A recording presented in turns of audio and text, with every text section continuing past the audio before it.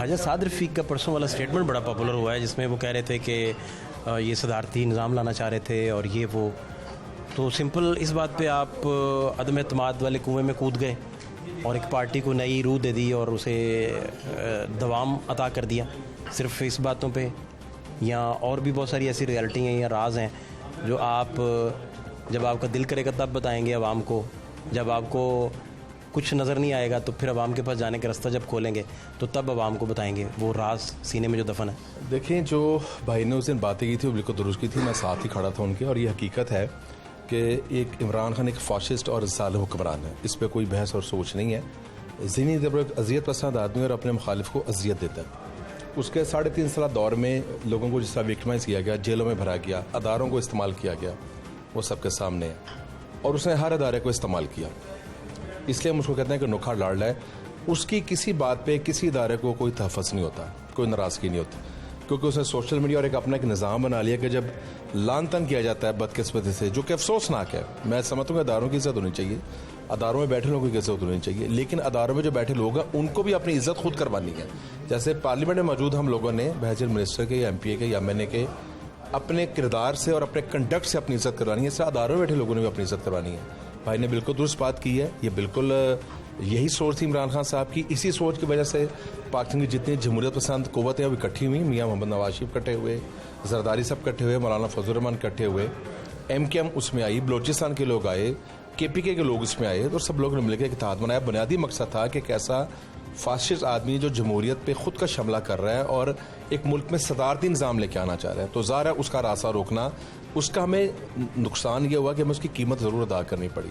आप देखें, पिछले साल जितने भी ज़िमनी इलेक्शन थे वो मुस्लिम लीग नून जीत रही थी, लेकिन इस ज़िमनी इलेक्शन में इसलिए फ़र्क पड़ा कि ये सीटें भी तहरीक इंसाफ की थी, उनकी हमने 4 सीटें ली हैं और 1 आज़ाद जीता है। तो ये एक पैमाना नहीं है मेन इलेक्शन का। मेन इलेक्शन आएगा, अभी उसमें बड़ा वक्त बाकी है। सारे बड़े संजीदा सियासतदान हैं, भरपूर पॉलिटिक्स करेंगे। हमें ज़बरदस्ती अपोजिशन में धकेला गया है, लेकिन बहसियत अपोजिशन के जितने दिन में होंगे बहुत टफ टाइम देंगे हम अपने मुखालफिन। फ़र्ज़ करें एक कोई कमीशन बन जाता है इंडिपेंडेंट, और उस कमीशन के सामने वो कमीशन बुला लेता है आपकी PDM की क़यादत सारी को और कहता है जी ब्लैक एंड वाइट में सबूत बताएं कि इमरान खान सदारती निज़ाम लाना चाहते थे, आपके पास क्या सबूत है?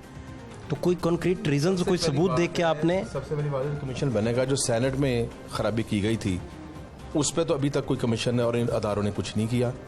जो 25 वोट ख़त्म कर दिए गए और 10 वोटों को दे दिए गए उस पर तो अभी तक कुछ नहीं किया। फॉरेन फंडिंग केस पे अभी तक कुछ नहीं हुआ। तो ये सब चीज़ें जो हैं ऑनरेबल कोर्ट्स को और अदारों को इस पर सोचना चाहिए।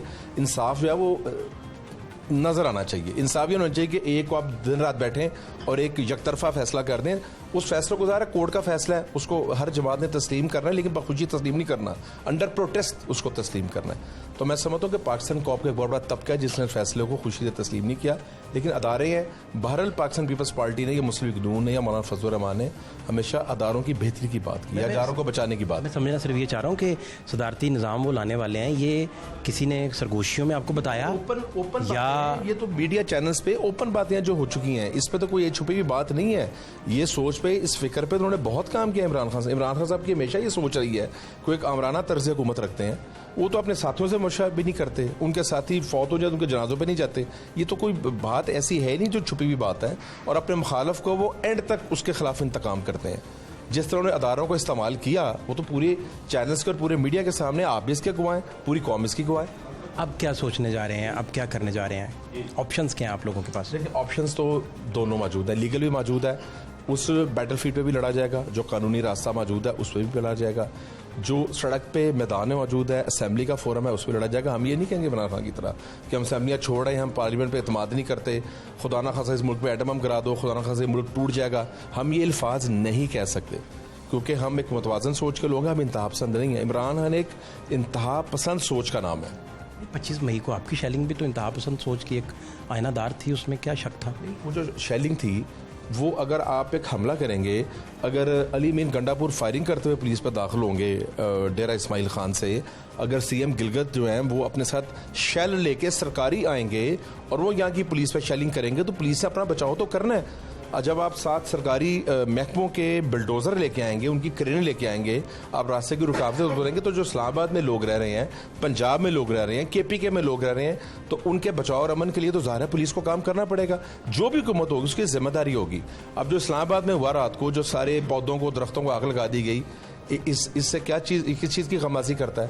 तो खान साहब की जो सोच है, उनका जो वर्कर है, वो उसके अंदर बुग़्ज़ और नफरत भर देते हैं। और आप देखें ऐसे वाक़े होते हैं, चोर डाकू के नारे लगाए जाते हैं, बेबुनियाद इल्ज़ाम लगाए जाते हैं और फिर उसके बाद साबित भी नहीं किया जाता। ये बात कितनी दुरुस्त है कि 5 लोगों ने PDM के फैसलों को ऑन करवाने के लिए और मुतफ़िका कैंडिडेट शहबाज शरीफ साहब की सूरत में अदम एतमाद लाने में नून की तरफ से 5 लोगों ने बड़ा रोल प्ले किया, जिसमें ख्वाजा साद साहब भी शामिल थे कि नवाज शरीफ साहब को कन्विंस करें कि आपको ये लाजमी करना चाहिए और अदम एतमाद का हिस्सा भी बनना चाहिए।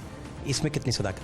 नहीं, मुस्लिम लीग नून की जितनी भी कोर कमेटी है वो ज़्यादा 30-40 लोग हैं, उसके बाद सूबाई वर्किंग कमेटी है, फिर सेंट्रल कौंसिल है, तो ये सब मुशावरत से होता है। जो पार्टी का इंटरनल इशू है, ये 4-5 लोग नहीं इसमें करते, मशावरत और फैसला ज़ाहिर है क़यादत ने करना, लेकिन ये बहुत वसी पैमाने पर इसकी मशावरत की जाती है।